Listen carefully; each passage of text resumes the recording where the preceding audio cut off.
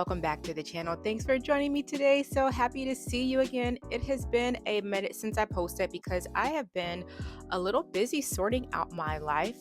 For those of you who may or may not know, I officially launched my digital nomad phase of life. Let's see how long this lasts, you all, because it has been a rough start. Came to the UK at the beginning of August.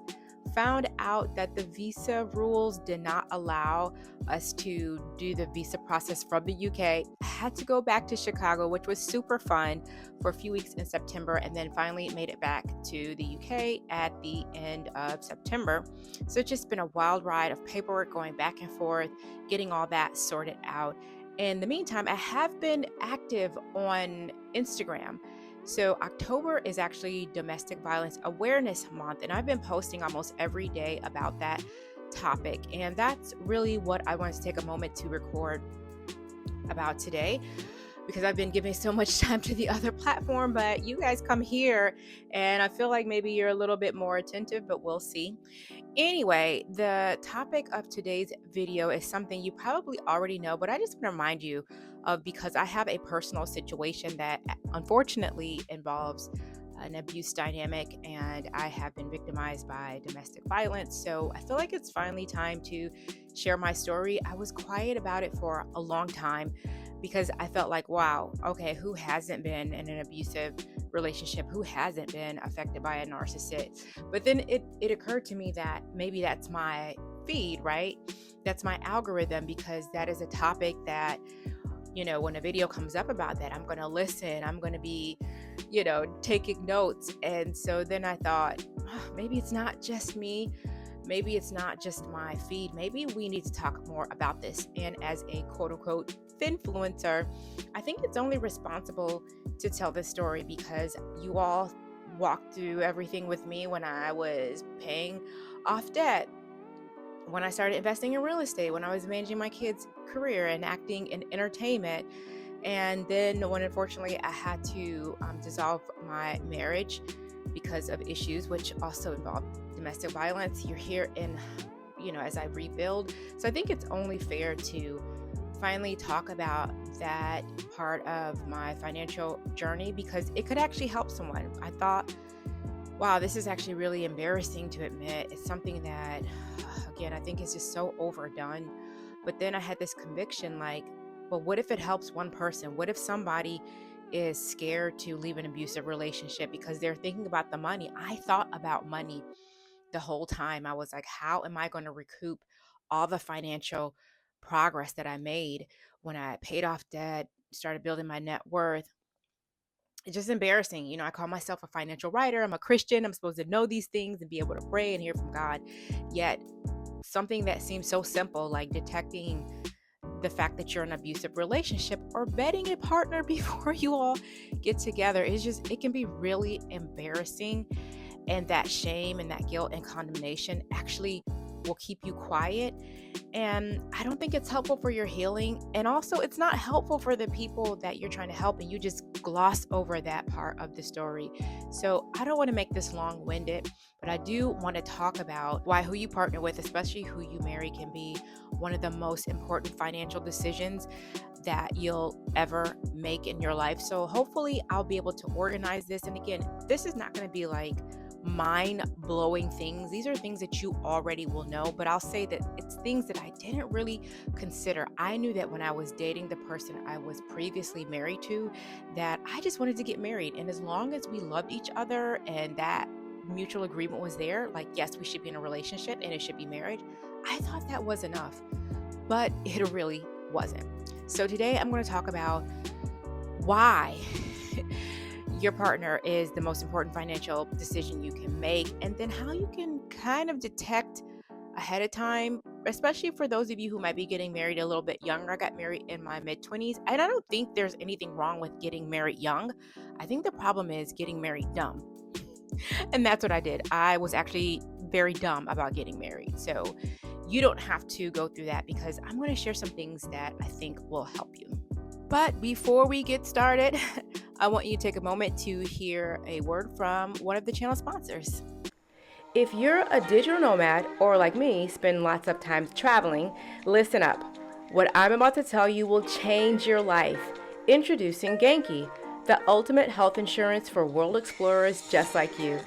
Imagine roaming the globe without a care, knowing you're covered for any medical emergency. From scooter mishaps to tropical illnesses, Genki's got your back. With instant sign up and quick claims, you can focus on your adventures, not paperwork. Don't let health worries hold you back. Choose Genki and travel with confidence. To get your free quote, just screenshot the QR code that you see here or check out the link in the description below. So the first thing you should know is that when you marry someone, you're going to be marrying their spending, their debt, and their money habits. So that is going to directly impact your financial health. Think about it. Somebody who does not have self-control, that can leak into the way they manage finances, and they may not have financial self-control. They can be addicted to drugs, gambling, paying for you know what, OnlyFans, things like that. And can you imagine that you're married to someone and they have a child or more while you're married? And I know plenty of women who have gone through this, especially if you decide to marry somebody like a professional sports player. Man, that sometimes is just par for the course. Kids pop up everywhere. And guess what? That cuts into your finances. That affects your finances if you're married to someone and now you have 3 child support bills every month when you didn't before. Also, you need to consider like your long-term goals. So you may have a vision to be a homeowner and this person may not. You may want to be a business owner. This person may not, and vice versa. Maybe they want to own a home, but you do not. These are things that you need to talk about ahead of time so it doesn't cause conflict. Also, you need to think about your emotional well-being. Okay, so if you marry someone who is on a different page financially, again, they're spending up all the money, they're not disciplined in how they manage their finances, that can translate into emotional stress for both of you all.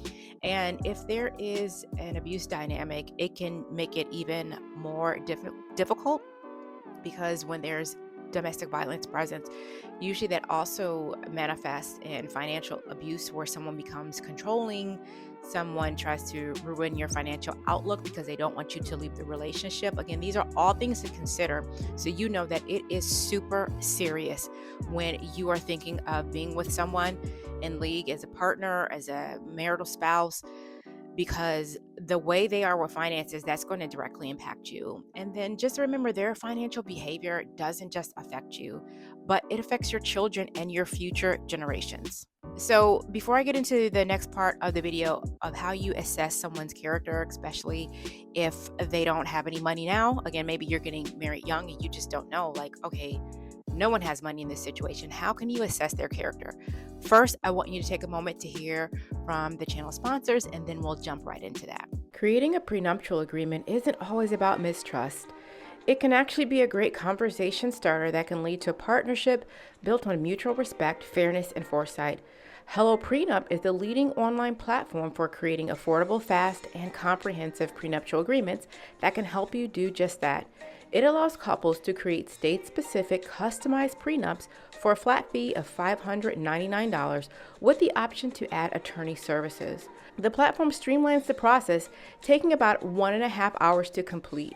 Hello Prenup also offers e-signature and notarization services, making it convenient for couples to finalize their agreements from home.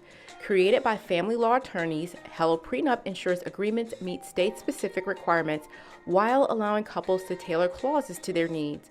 Because real love includes protecting one another, and that means preparing for all outcomes, even those we hope will never happen. To learn more, scan the QR code that you see on the screen. You can click the link below in the description, or you can visit my website, principlesofIncrease.com/Hello Prenup.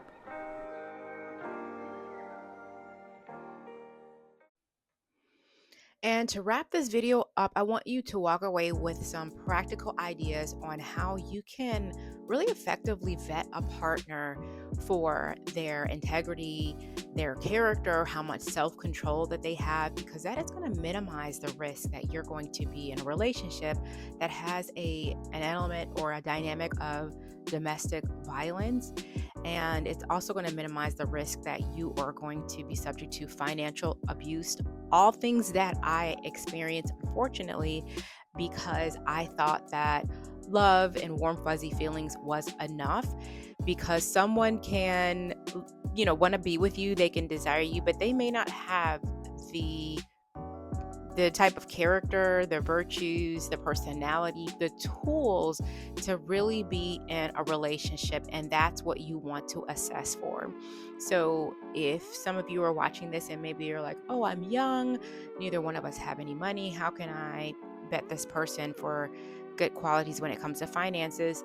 If they don't have finances, there are or they don't have a lot of money, there are other characters and qualities you can take a look at. And again, none of this is mind blowing or earth shattering, but it's a reminder, because some of you may be talking to someone right now and you're like, oh, we have those warm, fuzzy feelings and that's enough. But I just want to remind you that the person that you marry in your long term partnership with, they can affect your money in so many ways. And I am a witness because that happened to me. So, some things that you can look at is, do they have financial goals?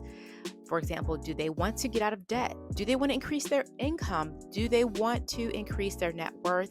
Do they talk about those things often? And do they have a plan to get there, or are they all talk and no action? So that's one way you can tell if somebody is serious about their financial future and if it's someone you should partner with based on how serious they are about money and creating a generational legacy when it comes to building wealth. Are they disciplined? You want to look for consistency in their health. Do they eat properly? Do they go to the gym? They don't have to be perfect, but do they have a pattern of always wanting to improve in that area? What about their job? Are they always calling off? Do they jump from job to job with no plan? What about if they're studying? How are they doing with their grades in school, right? So someone who shows up for themselves generally is going to show up for others, and that includes you, right? And then, do they keep promises to themselves, to other people? Integrity in small things points to reliability in big things. It's just the way it goes. Are they generous? This is a kind of something like big to look for, because someone can have a good job, they can have money in the bank, but if they're not a generous person, they have like a stingy lack mentality, they don't have abundance mindset, unfortunately, that is going to affect you. That can negatively impact you once you're married. They may withhold finances from you. They may cause you to live in misery and misery. They may be very miserly.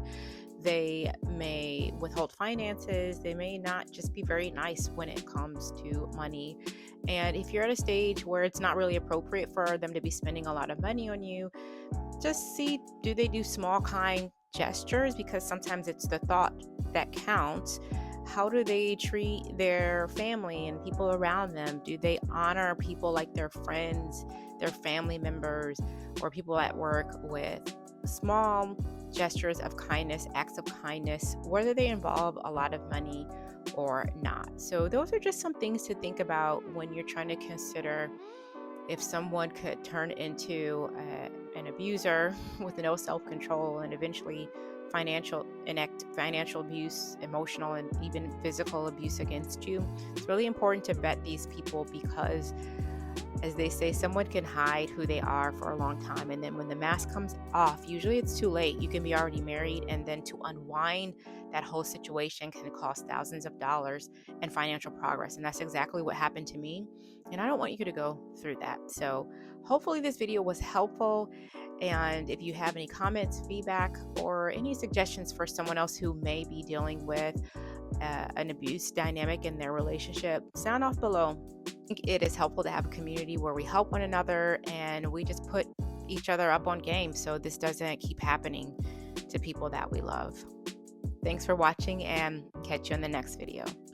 Heads up, you all, I want to thank you again for supporting the channel, watching my content. I really appreciate your support, your viewership, your attention span. I just want to let you know that I'm actually starting an accountability group to help women who have been victimized by financial abuse or domestic violence recover in their finances and specifically rebuilding through real estate. So I'm going to put a link down below. The class is going to start in a couple of days.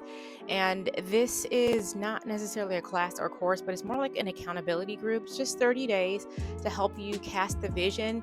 You don't have to wait for the new year. You can start now. Go ahead and cast the vision for what you want to do to reclaim your financial stability and your financial future by investing into yourself, and specifically by the way of real estate. I know there are many ways that you can build wealth, but I personally have chosen to go the route of real estate because in some ways it can be, I don't want to say easier, but it can be more attainable and more within reach, even if you don't have a lot of money, you don't have a lot of resources. So I want to share with you some of the things that I did to get back on track with my finances by investing in real estate. It doesn't take a lot of income, credit, a perfect credit score, things that you think you might need to get your first property after you've gone through some financial devastation like a divorce or financial abuse or domestic violence. So anyway, don't forget to check out that link below and let me know if you have any questions. I would be happy to answer them.